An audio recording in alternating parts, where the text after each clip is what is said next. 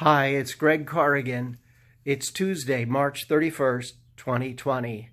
I'm downstairs at the barn in my workroom, my mess room, whatever. I shared with you the other day the line, belief and attention are the same. Belief and attention are the same. What we put before us, what we focus on, what we give our attention to, becomes what we worship. It is our God. And for a lot of us, we put our attention all over the place on all kinds of things, many good things, but ultimately we're missing the mark. We're not really focused. So our attention, what we're attentive to, is so key. Today's reading from Scripture is the story from Numbers. It's the story of Moses and the children of Israel in the desert. They've been having a hard time, and they've been on this journey, which we're told became a 40-year journey. And they're not happy. They're complaining. Why have you brought us to this place where surely we will die? We hate this food. We want to go back to our restaurants. We want to go out with the freedoms that we've always known. Why are we here? And the story says that serpents then came along and bit the people, and they all started dying. And then it reads that the people stopped complaining and began praying. Isn't it amazing what troubles will do for us in helping us remember what matters most?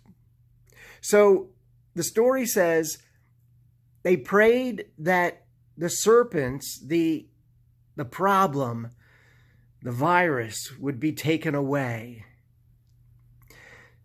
And we're told that Moses was given an instruction which said to make a seraph serpent. A seraph is a celestial being. It's like from heaven. It's an angel. It's like the contradiction of heavenly and the thing that is hurting you, the serpent. Make a seraph serpent and mount it on a pole. So Moses made a bronze serpent and mounted it on a pole, and Moses lifted it up. And whoever gazed upon it, even if they had been bit, even if they were suffering, they found life. They experienced the truth of real life. So in John's gospel, we will later hear Jesus saying, just as Moses lifted up the seraph serpent in the wilderness, so too the Son of Adam must be lifted up. That whoever gazes upon him, gazes upon his suffering, who sees the dying, they will know life that never ends. When I'm working in the woods at the parish or here in Kennett Square, I love going out and doing yard work, chores. And one of the things that I've been doing at both places is cutting back some of the vines that have been tying themselves around our trees and killing the trees.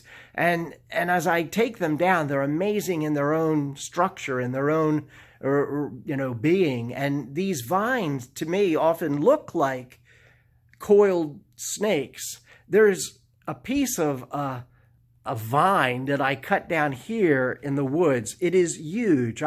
From this vine, I cut this 7-foot piece that I have here in the wood shop down here in the barn, and I look at it, I gaze on it, and I think of the people who were instructed to look at this serpent mounted on a pole. And so Moses made a bronze serpent, and it became a celestial being of focus. Jesus is the seraph serpent. Jesus is the one who is lifted up so that we might have life. And I'm going to switch this now so that I can show you, well, it's not going to switch, so I'll just turn this and show you a crucifix that I have here This crucifix was given to me by Joe Piekarski, Father Joe Piekarski. We've been friends since we were in high school together at St. Elizabeth, and Joe, years and years ago, gave me this crucifix. It's a very special crucifix to me, and Joe told me that it was his uncle's. His uncle was Monsignor Delicat. Monsignor Delicat was the pastor at St. Hedwig's, a holy and wonderful man, and holy and wonderful is what Joe Piekarski is as well. This has always been a special treasure for me. And as I'm praying today and I'm gazing upon this image of Jesus on the cross, I see this is a bronze Jesus mounted on the cross. Pay attention. Attention and belief are the same. I bid you peace.